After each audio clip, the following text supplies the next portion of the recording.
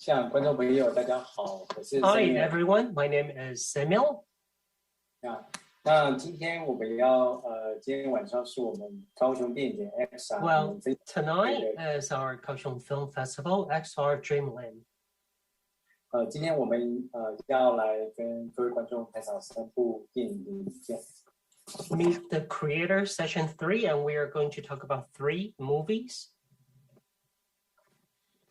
第一部影片是我在教育营的日子，就是Reeducated. The first film we're going to watch is Reeducated. 那首先我们要先介绍今天参与这一次我在教育营日子里面的导演跟编剧。首先要介绍导演 Sam WOLSON， 可以 Sam WOLSON 跟大家招招手。And then it's our distinguished guest, Sam WOLSON is the director of Reeducated. Sam, you could shake your hand to everyone. Please wave to our audience. OK. 接下来我们要介绍的是共同在 Reeducated 的共同创作编剧，就是 Ben MAUK， 可以跟大家招招手吗？ And then it's Ben MAUK, the co-creator of Reeducated. Please give our audience a wave. Thank you. 那接下来我们要探讨的第2部片子呢，是重回现场的旁观者的河畔自白，就是 Bystanding 的 Feingold Syndrome。那这次来上我们这次节目的是导演Nimrod SHAPIRA， 我们可以招手吗？ The second film is Bystanding, the Feingold Syndrome, and the director is Nimrod. Please give our audience a wave. Thank you. 谢谢 Nimrod。然后接下来第2个要介绍的是也是这部的创作制片，就Roy跟。And then also the creative producer of the Feingold Syndrome, Roy. He can't join today, but he says hi. I'm sorry. Roy 今天不在。好，谢谢 Nim。对，那接下来我们第3部今天晚上要讨论的片子呢是雅加达的时光纪事。那今天电影现场也有他的导演 Jonathan。那 Jonathan 是不是跟大家挥挥手？ And our next guest is Jonathan, the director of Replacements. Please give our audience a wave. Thank you. 谢谢 Jonathan。接下来我们就稍微一个简短的回顾，我们来看一下今天的这3部片子。那我们来看一下这3部片子的 trailer， 那我们稍微理解一下这3部片子。Now let's look at the trailer of the next 3, the following 3 films.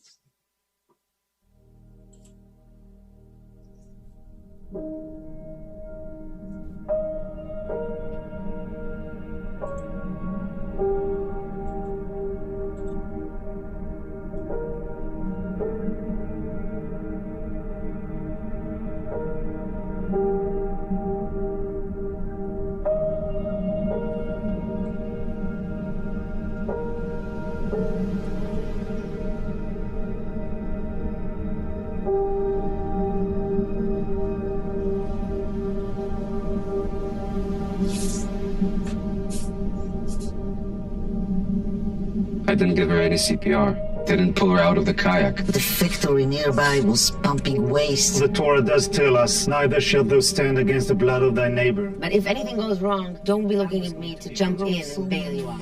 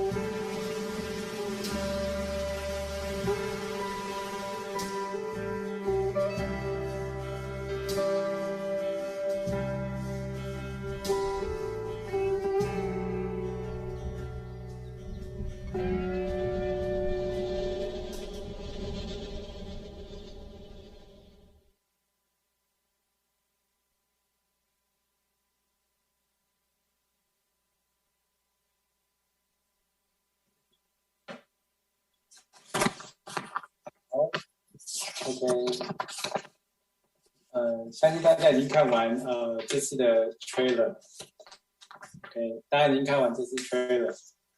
好，看完这次 trailer。接下来我们要补介绍一下，就是这次呢，就是还有另外一部片子，我们今天也会在线上做讨论，就是诺亚的小船的导演，就是 known as Raft。那我们这次在上线的有Kachi BENSON Joel, could you shake your hand to say hello to everyone? Joel.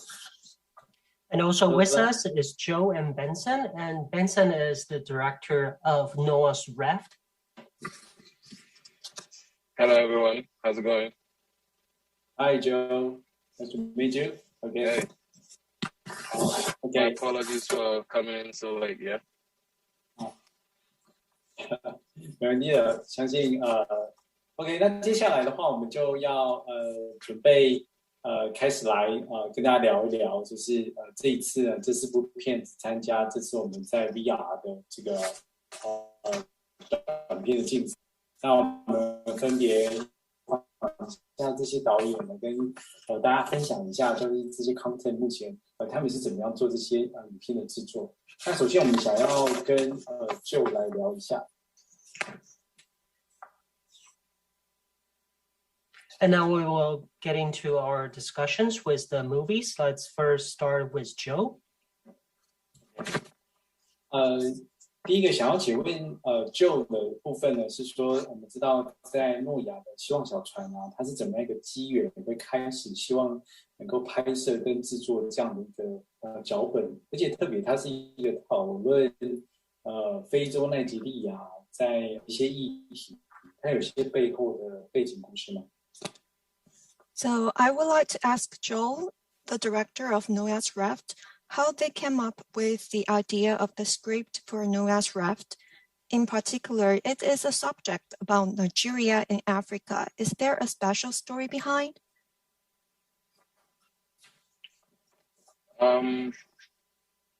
So first of all, can everyone see me? I seem to be getting a feedback that I can't. Oh, wow. Okay, my apologies. I'm actually coming in from a very remote location up north in Nigeria. And the network is really, really bad. So I guess this, maybe I don't have good enough for video. So basically, the idea behind Noah's Raft is really with regards to, how do I put it now? It's a story about education, and the passion and desire of one man to change his community through the power of education. He lives on a community that is built on water. So it's Makoko, which is where he lives, is said to be the largest slum on water in Africa. And that's where he lives. And they don't have a school, And so he was sent away from his community to go get an education in the city. But after that, instead of him to just sort of move on with his life from there, he decides to come back and give other kids in the community the same opportunity that he had. And he knew that, the parents of these kids would probably never say yes to sending their kids away from the community. So he decides to build a school on the water, working with volunteers to provide an education for these children. And he's been doing that for about 10 years now. And, I've known Noah for a while. So when my friend Tal, Michael Haring, came in from Tel Aviv to Lagos on a visit, we just got talking and he said, hey, man, I saw this community on water when I was coming from the airport and it looks really amazing and fantastic. What's going on there? And I said, hey, do you want to visit? He said, yeah, sure. So we went there and we visited. And he said, wow, I would love to do something here. And I said, well, let's make a film. It was just that simple. And we just, put together some ideas. And because Noah is someone that I'd already known for a while, his story, I'm already familiar with it. And I was just waiting for the right opportunity to tell that story. It's just kind of like everything came together at that point. And we decided to share the story of Noah with the world. And we're really happy with how it turned out. It's like I said, it's truly the story of one man's passion and desire to change his community through education. 谢谢 Joe。那我想刚刚的部分大家已经讲那个背景，但其实在这个影片里面，我们常常看到成切到这个去。那我们想要请问就是可不可以分享一下，就当初怎么样用这个第一人称的角度去切到这一部 VR 影片？Thank you, Joel. And we've heard about Joel's talking about the background of this film, but also we see a lot of first-person shots in this film. So we would like to ask Joel why you choose to direct in this first-person shots.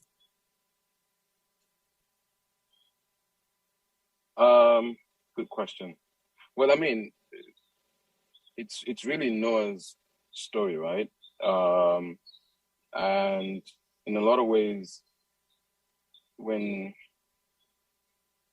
most of the people that I meet in the course of telling stories and making these films, pretty much everyone really, these are their personal stories that they've chosen or accepted to share with the world.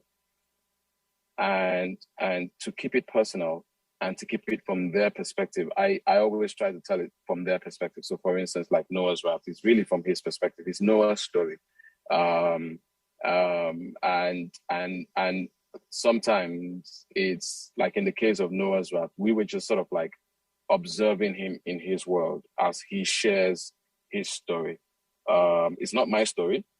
I'm just the guy that he chose to share this story with. And then I use my camera to share that story that he's shared with me with the larger world. So I try to respect that as much as I can and tell it from his perspective. I think in telling these stories is about being respectful of the people who have chosen to share the story and make it quite clear to the world that it is their story and not mine. Even though yes, I may be called the storyteller, but the story is not mine. The story is theirs. 各位观众朋友，其实，在诺亚这部我的观影影片里面，它很特别，其实是它第一人称的部分。那接下来的话，其实诺亚这部片子它很特别的点就在于说，其实它在水上村落跟水的关系拍得非常的深。那我想要请问就是说，其实，在水上村落拍 VR 的视野镜头是一个很特别的角度，也是很特别的方法。那是不是在水上拍摄上遇到一些比较特别的事情？ So thank you, Noya, and it's very special that Noya's Raft is a first-person shots, and the VR also is shot in water village, and it's very special. Did you encounter any special things or difficulties on the water? Well, yeah, it had its fair share of challenges filming on the water. I remember there was this scene that we wanted to film where I think that was the opening shot where these kids had to run up some logs of wood and take a dive into the water. And, so we had to spend quite a bit of time trying to figure out how to rig the camera to a log of wood that is standing on the water. It's not bare ground. So one small twist and there goes your, multi-$1,000 camera in the water. It was a bit of a, we had to think it through, like, do we really need this shot? But, we're like, I mean, if we get it, it will be great. And we decided to do it. So, yeah, I mean, filming on water had its fair share of challenges. We had to film in canoes, with the kids in it. And, because it's constantly moving, it does, give some kind of challenge, when it comes to how do you stitch it, how do you manipulate this in post, and keep it constant. But these are challenges that make the work more exciting, right? When you're able to sort of like figure out how to take on these challenges and address them, it's, it gives you a good feeling that, beyond the challenge of telling the story, you're also able to take on the technical challenges that come with filming in a community like this, and also surmount those challenges. So yeah, that was it. But you know, I had a great team. Barack Brinker, who was our editor, you know, did a fantastic job with my guys, you know, in Lagos. So once you got a team of people who are committed to bringing the story to life, every challenge is just an opportunity to shine, right? You know, and that's what we did. Okay, thank you, Joe. Yeah, we all quite impressed about your storyboard on VR, especially the topic you want to talk. Okay, now we will discuss about the Reeducated with Sam and Ben. Okay. 接下来我们要跟各位观众朋友来讨论一下关于我们这一次我在教育营的日子这部片。Now we are going to discuss the other film called Reeducated. 我们知道，其实在中国新疆这几年其实这个议题是一个非常重要的议题，尤其是全世界都在观察中国的政治的民主性还有人道性的这个观点的议题。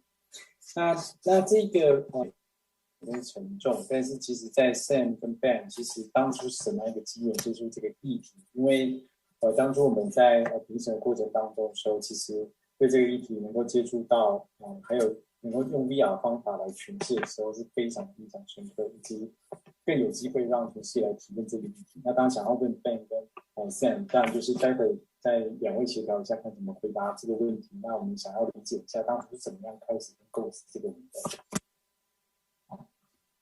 So Xinjiang has been an important place for the world to observe China's democracy and humanitarian situation in the past few years. So I would like to ask Sam and Ben how you came up with this idea and plot, because using VR to shoot this film is actually a very good experience for the world to experience this situation.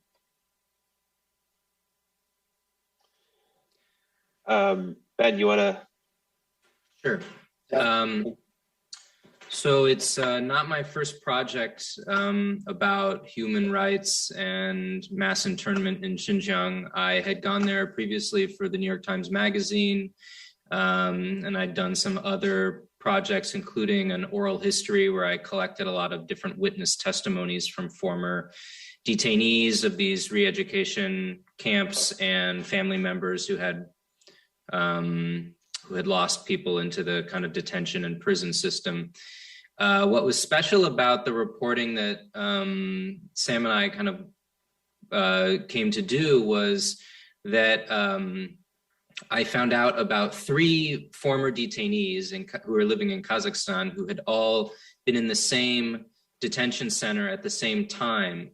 And Sam and I had been kind of talking with each other about some of the limitations of reporting on Xinjiang. The biggest one is that it's very hard to get access to the camps themselves unless you're on a kind of propaganda tour. And of course, it's hard to get really reliable cross-referenced information about what life inside these camps are like. So when we found these 3 men who were all detained at the same place at the same time, we knew that we had a lot of robust information to work with, and that we could actually use their testimonies to kind of recreate their memories of this space. So kind of together with Sam's experience in VR and my experience reporting on this issue, we kind of put together an idea for a film that would dramatize the spaces, these inaccessible prison-like spaces themselves.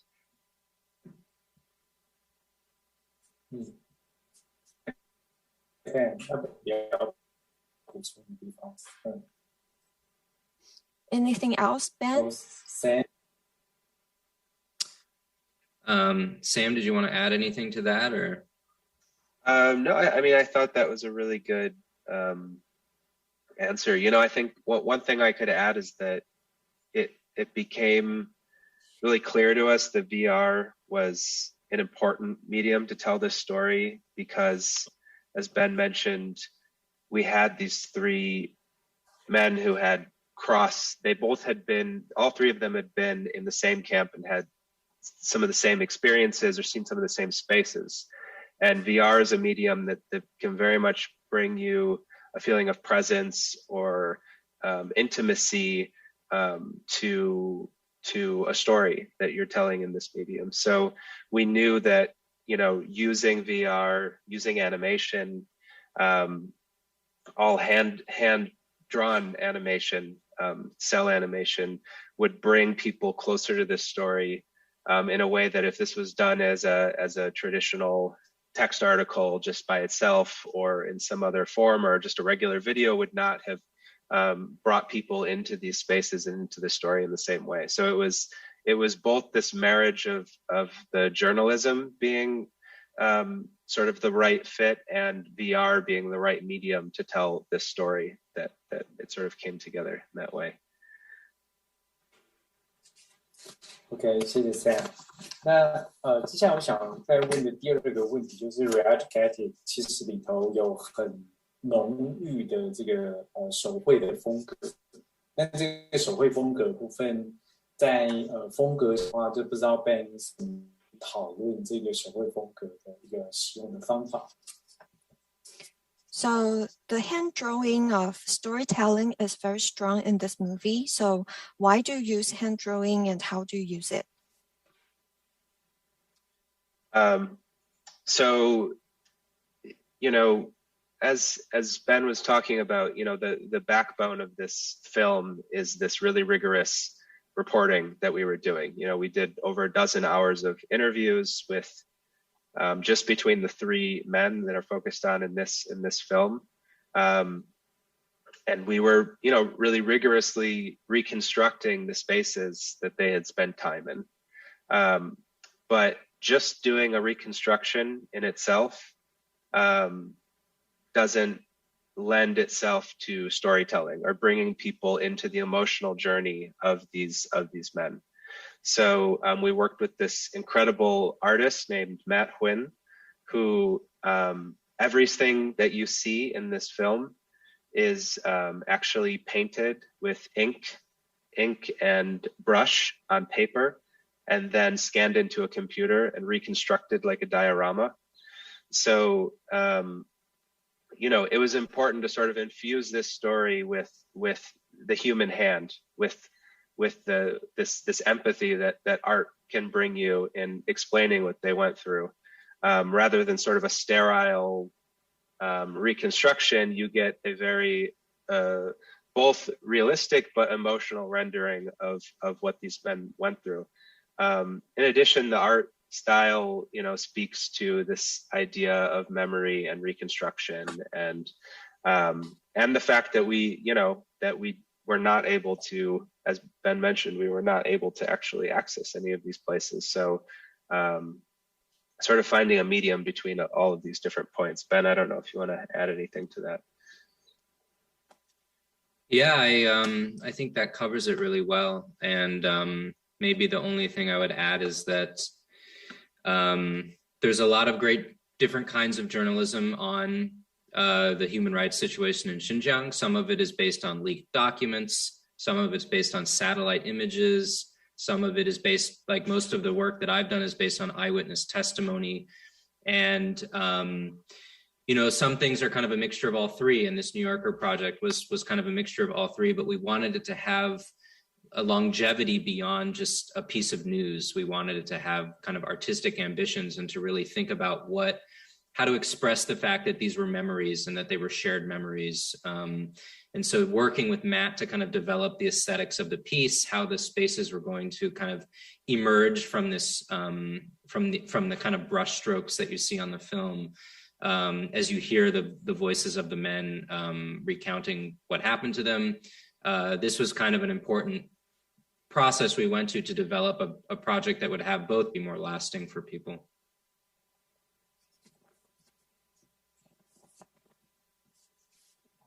Thank you, Ben. And thank you, Sam. The next question， 下一个问题我想要问的是，就是Reeducated 它一定在发行上它会遇到是否在跟中国之间的issue会不会遇见到？因为这件事情是我们会比较关心，尤其这次其实在所有评审对这部深刻，因为这是牵扯到一些民主的议题。那想要请问 Ben 跟 Sam 在发行上是不是在议题上，在国际上会遇到一些问题？ I have a question for Ben, and this is about the distribution of the film. Well, certainly this film has to do with the human rights issues in Xinjiang, and taking place in China, of course, you're probably going to encounter some interference or pressure from China along the way when you are distributing. Can you share with us?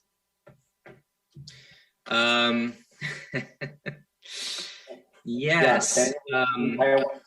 People always want to know this.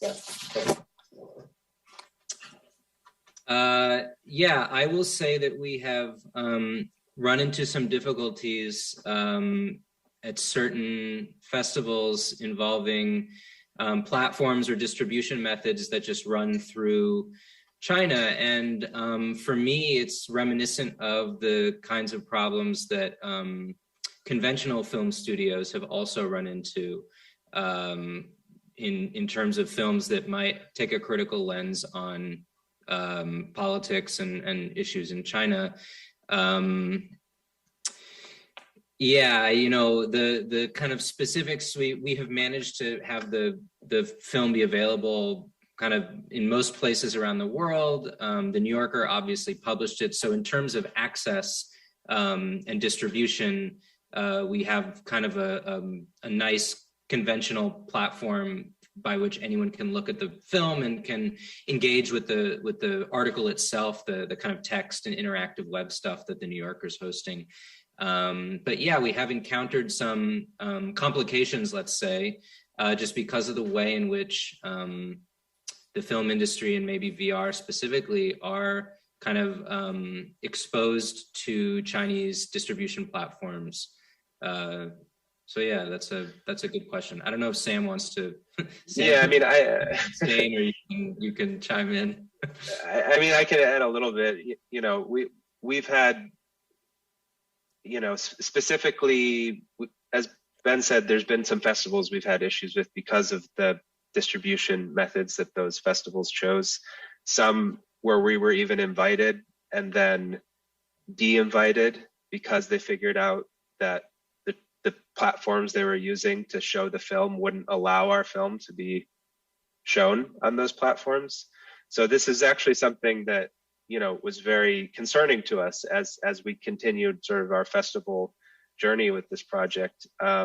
Overall, you know, it's obviously the film's not shown in China in any way, but outside of a handful of these festival issues that we've had, we've been very fortunate to have a wide distribution otherwise.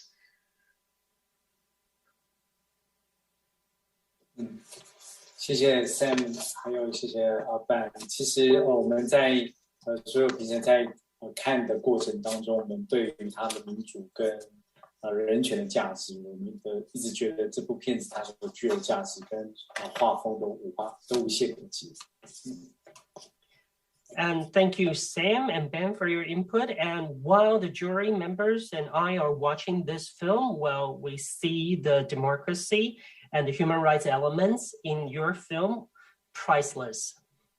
OK， 那接下来我们要讨论这次呢，对这个我控制的另外一个也是蛮大的一个议题的作品，就是Bystanding。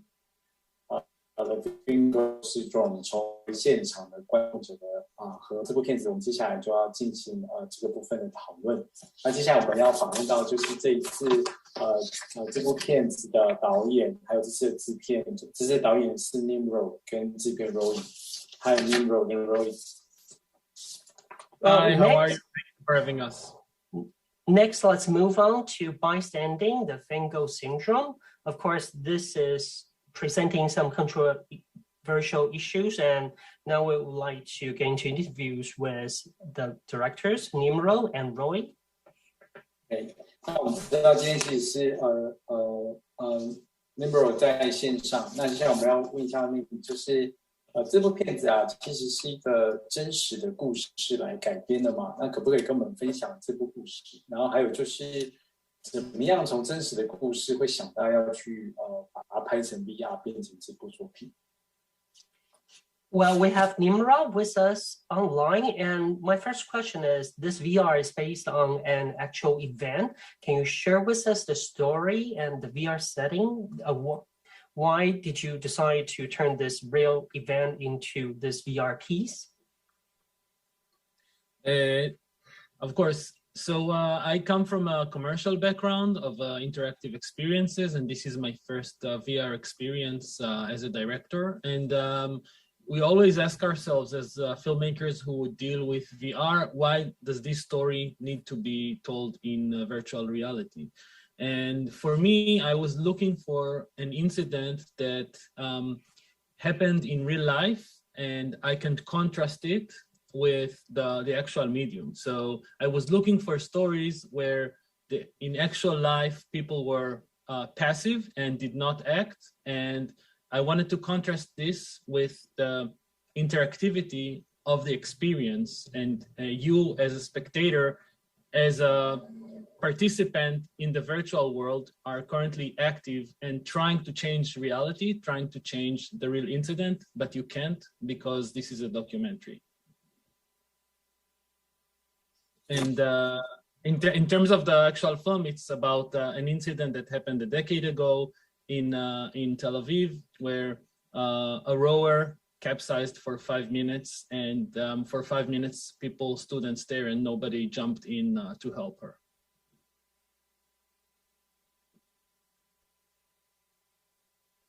Mm. 那这部片子基本上是，其实这是在互动式的 VR 里面去来参赛的一个作品。那我们想说，其实为什么当初选择一个互动式的概念来做它的结构？那以及第二个部分是在互动的路径上，制作团队是怎么样来去做讨论，以及就是说Nimrod导演是怎么样来做这件事情，缜密的一个互动的路径制作。And Bystanding is a competing piece in the category of interactive VR. So my question is, how did you decide what interactions that should be there in this piece in the process of shooting it? So that's a great question. So in terms of the passivity of the passers-by that day on the riverbank, we decided to reenact everything that happened that day in the park. So the park itself, the bystanders, the boat on the river, and there are two levels of interactivity. One is you can wander in 6 degrees of freedom around the actual park that was scanned in photogrammetry by German studio Another World VR. And the second layer is once you see passerby, a bystander, and you want to explore what is going through their mind, what is their streams of consciousness, you can literally enter their shoes, and then you're transitioned into a 60-70 second animated video that shows you or explores what's happening inside their brain while they are not jumping. And from a hyper-realistic environment of the park, you are transitioned into a 2D stylized animation that is based on their personality. And this is all real cases that happened that day in the park, and the animation was created by Canadian studio Kung Fu.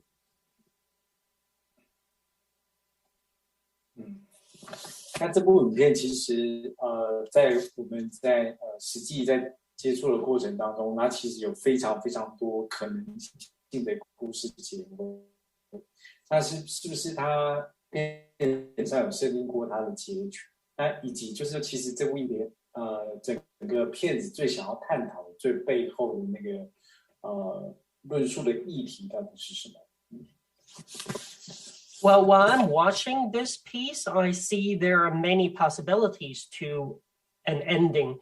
And so did you set a particular story to be the ending of this piece? And also, when people are done watching this film, what sort of idea, what sort of takeaways or issues you would like to discuss with them? So in terms of the wandering in the park, this is a democratic experience. You can explore everywhere. You can not go into anybody's testimony or deepest confession, and you can watch up until 4 testimonies out of the 6 possible ones.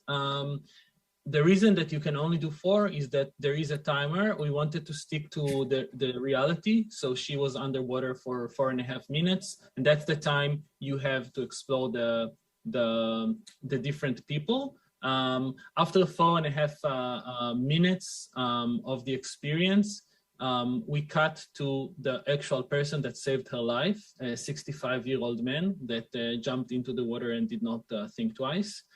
So this is how this experience ends to everyone, but the ending the same, but the journey is different for each of us. And in terms of the offboarding and what is the takeaway for us, this is an exploration of the bystander effect.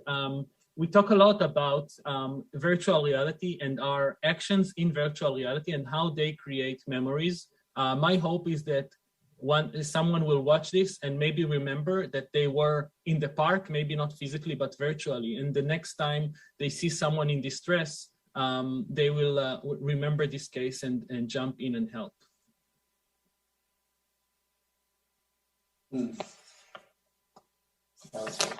谢谢我们上，谢谢 Thank you. 那接下来我们想要跟大家聊聊，就是这次我们在VR 的影展里面也会看得到的，就是雅加达时光纪事，就 Raft 是我们今天想要讨论的最后一部比较有趣的一个电影。那当然，印尼这个电影里面有非常多的印尼的一些元素，印尼的元素里面加达这个地方。那接下来我们想要跟这部片子的导演的 Jonathan 来聊聊这部片子的议题。And next movie up is Replacement. And in this film, you will see a lot of elements from Indonesia. And I have a few questions for the director. 我想问一下 Jonathan 的部分，就是说，其实这次怎么会想到的是以印尼雅加达的这样的一个街区文化作为这部片子的脚本，跟他个人的生活会有关系吗？以及怎么样找出这个文化脚本的代表性的场景？ So I would like to ask Jonathan, why did you decide to use the street scene of Jakarta as the film subject? Is it related to your personal life, and how to find a representative scene of Jakarta? Hello. Yeah, Replacements is a mix of, it's between documentary and is a little bit autobiographical. It's based on personal memories and especially on my mother's family, who is from Indonesia. And I wanted to make something that most of Indonesian people, especially people of my age, about 35, 40 years old, could relate with, because Indonesia is changing a lot for about 20 years, and there are a lot of cultural changes and urban changes that's happening. Some of them are quite bad, I think, and some other and not so important. But I wanted to make a piece that people could relate with, and something that can remind them their personal story. So I couldn't make something 100% realistic, which is why I created this village and this family. So this family is a fictive family in a fictive village, and so to make the family, I was inspired by my own memories, my own family, to make it more personal, more emotional, and to talk about the story of the alley and the city in general. I also mixed memories with more serious researches I made in Jakarta for about 13 years. also mixed with actual data and archives from Jakarta and Java from the 70s to nowadays.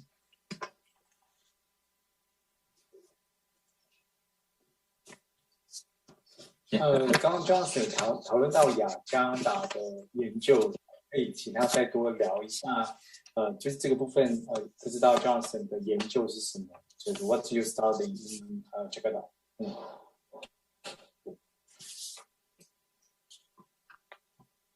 Hello. Yeah, hello. So Jonathan mentioned that you researched for 13 years in Jakarta. So could you talk more about your research and your study? Oh yeah. Well, actually, I started. So it's about in 30. My mother is actually not from Jakarta. She's from Central Java, and but I've been to Jakarta several times. It's in about 2005 that I started to be interested in that city. That is actually the second most populated urban area in the world. And when I went there, I was very surprised by all of this. How fast the city was changing every year I was there. In Java, it's changing a lot, but in Jakarta, it's even more. And also the contrasts between the rich, the poor, and the cultures. There is a mix of chaos, and also with in contrast with cheerfulness and colors, and with the gray of the pollution, and which was the reason that I made a first short movie called Time Lapse, which was also the story of a village changing through different eras. But when I made Time Lapse, it was first it was in 2008, so quite a long time ago. So Jakarta was not in the same situation of how it is now. It was quite chaotic, but there was, like, not long ago, Indonesia was turning the page of the dictator. So there was a lot of we could feel the freedom, but mixed with uncertainty of the economical situation.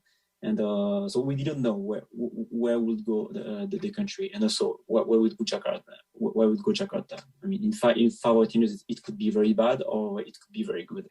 And Time Lapse was a little bit about that uncertainty, and also myself, I was not that familiar with Jakarta. And after that, I had the time to research even more and more about Jakarta, and also I also got older, so it's I saw that the changes that happened from 2008 to nowadays, that was the rise of the Islamists, and the old cultures disappearing and disappearing, the freedom that is little by little disappearing. So I mean, when I started Replacements, it was also based on like the political situation in Indonesia, some political disappointment, and at that time, contrary to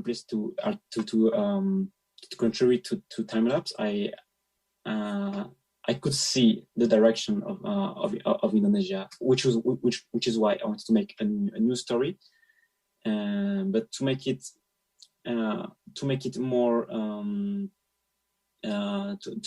more emotional. I wanted to add to talk more about the emotional, the personal part, and based on my family history. 谢谢 Johnson。那其实，在 Replacement 这部影片中，其实让我非常更深刻的一个观点，就是说，从一个很悠闲闲暇的居民时光，慢慢转换到一个天灾大雨跟政治场景的巨万转变。那这种街景的一种剧烈的转换，这样是你最期待能够让观众体验到什么？ Thanks, Jonathan. So in replacements, actually, I'm very impressive of your point of view in this film because we can see that the film dramatically shifts from a leisurely residential time to natural disasters, rain, and the change of political scenes. What do you expect the audience to experience in this dramatic shift of street scenes? Actually, it's my expectation changed a lot during the production, and even more after the film was finished. Because, as I probably said before, I want my main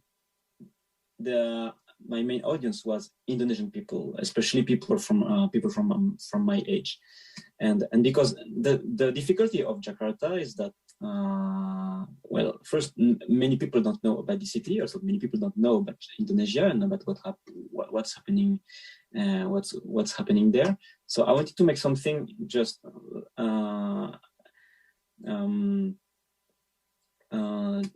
for Indonesian people, based on like my grandmother often said something that is quite local but also very universal. It's remember your roots to understand where you go, to understand your direction.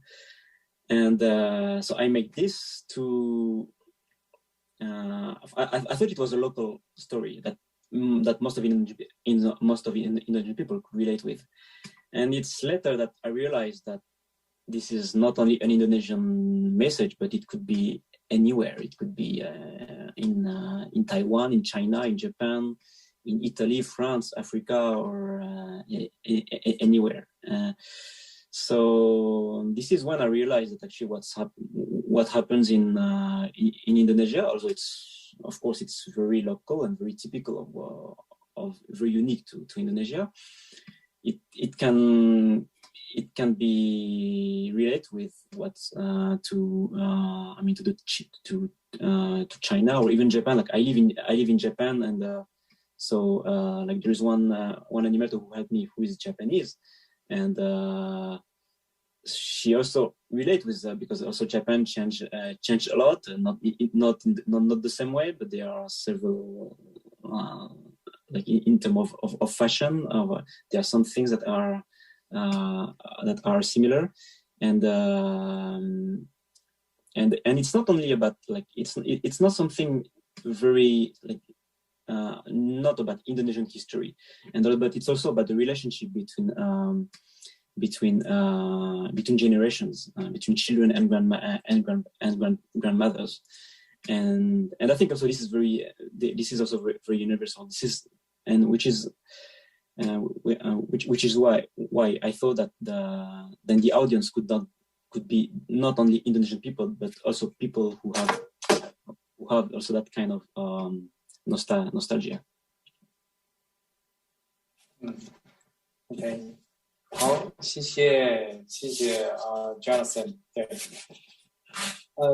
其实这部片子里面，Jonathan 应该是会希望观众可以体验到更深的印尼文化。那这个印尼文化，我想刚刚其实Jonathan 都已经有特别提出来。那 Jonathan 是不是有另外一个精神，也要在这里面要补充，告诉我们大家，其实透过 replacement 可以更体验到怎么样的意义？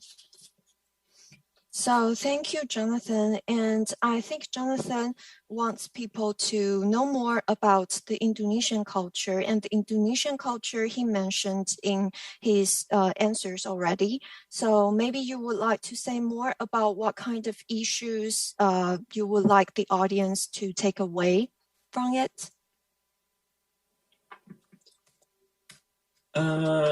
Yeah, first, I mean, when people see replacements, I don't expect them to know about everything that's happening in Indonesia. It's when they see the different elements, if they want, they can search by themselves.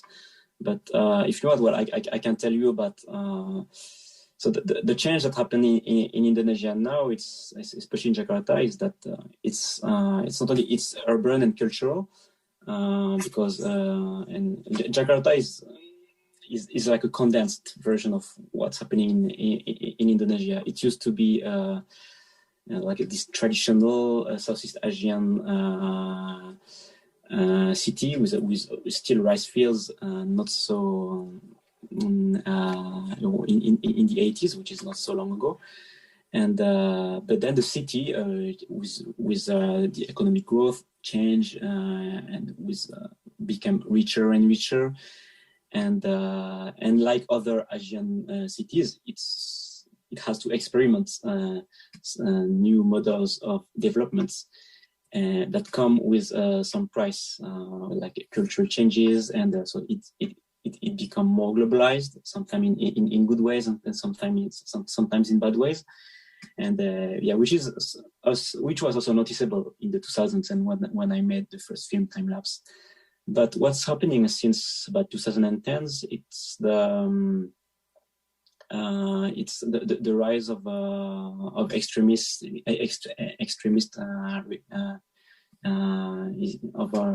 religion, of Islamism, that is actually very, very new in Indonesia, because Indonesia is still by culture and by politics still not a Muslim country. It's a Southeast Asian Buddhist and Hinduist country, but I mean by roots, but it's there are some extremists that begin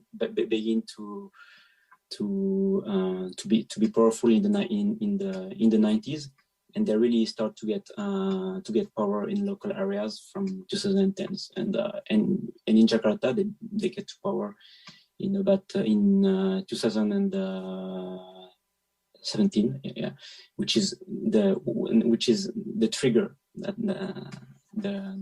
the idea of making replacements, which like the idea that probably the secular Indonesia that we used to know could be something more monolith and more centered in one vision, one retrograde vision of a certain religion.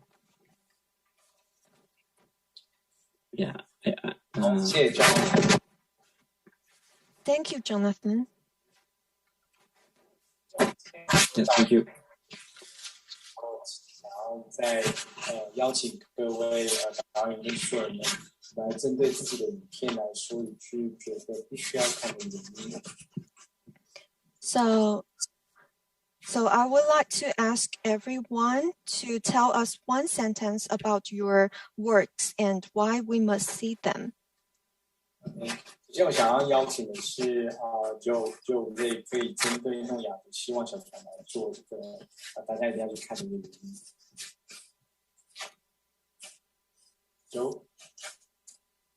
Okay. Hi. That's cool. Well, I mean, education is the right of every child, and Nigeria has very poor statistics. We, as a country, have the most kids out of school, more than anywhere else in the world. And COVID has widened the gulf between the haves and the have-nots. So a lot more kids are out of school. But when you see someone like Noah and what he's doing in his community, you can't help but be inspired. And sometimes it just takes the vision and the determination of one person to change his community, and that's not just cliche talk. I mean, he's doing it. And so I think that it's for anyone who's passionate about education and passionate about seeing how a singular vision can transform a community. I think Noah's Raft is worth seeing. Just watch it and be inspired to go be the change that you want to see in your own community. Okay, thank you, Joe. Yeah. So next, I want to invite Ben and Sam. May you say what about your production, about Reeducated, Sam?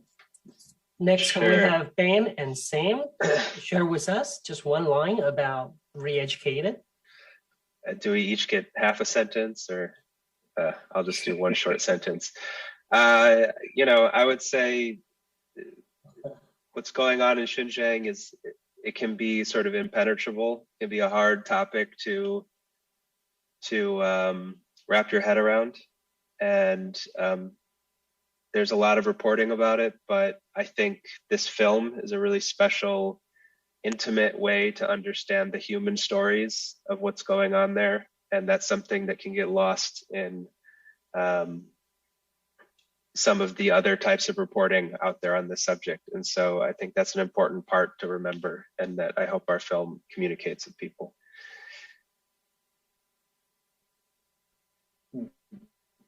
How about yeah, thanks. That I won't add anything to that. I'll just say that one really special thing about us being in this festival is having the film in translation, which is really important, and it's the first time that's been the case. So we're really to have that kind of access, to be able to access a new audience is really valuable. So thank you so much. OK， 谢谢。那接下来我想要邀请就是这一次Nimrod 可以针对我们这一次就是重温现场这部片子来说几句话，对观众来看的原因 Nimrod。 And next we will have Nimrod to say a few words for Bystanding. Thank you. On a general note, I'm very, very honored to be in the same panel with all of these works that talk about humanism and how we can connect better to ourselves through digital screens. But when we take off the headsets, we maybe are connected more to our humanity. On a specific note about the bystander effect and bystanding, I think that we often judge people, and we tell ourselves, like, how can they not have done anything? We would have known better. And I think that when we created this project, Roy and I, we wanted to explore this judgment, put the judgment on hold for a second, and to try and understand the bystander in order to understand the bystanding effect. Okay, thank you. Thank you, Nimrod. 接下来我们想邀请 Jonathan 针对就是 Bystanding 雅加达的时光纪事来跟我们大家说一定要看的原因。So thank you. And next we will have Jonathan to say a few words. Yeah, because now so we are talking in a Taiwanese panel. So yeah, I would like to tell a few words for specifically for Taiwanese audience, because I've been to Taiwan several times. It's a place I really like, and I also find myself quite nostalgic. It's a place where I feel very, very, very good, and it also reminds me sometimes my grandmother's alley when I walked in alleys in cities in Taiwan.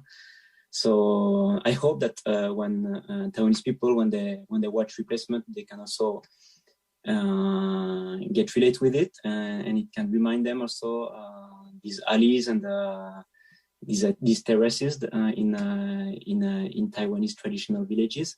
But in the same time, they can also learn about some more serious issues that is happening in the country in Southeast Asia, not so far. And yeah, I think that's it. Thank you, Jonathan. Thank you. 谢谢各位观众朋友今天晚上的收视。那我在高雄电影节 XR 的影人分享会，我是 Samuel。今天是影人分享会的第3个 session。那欢迎大家能够继续到高雄电影节来一起跟我们看一看这次非常丰富的 VR 内容。大家晚安，大家再见。Okay, and so thank you all for tuning in. Thank you, Ben. Thank you, Sam. Thank you, Joe. And thank you, Jonathan. Thank you all.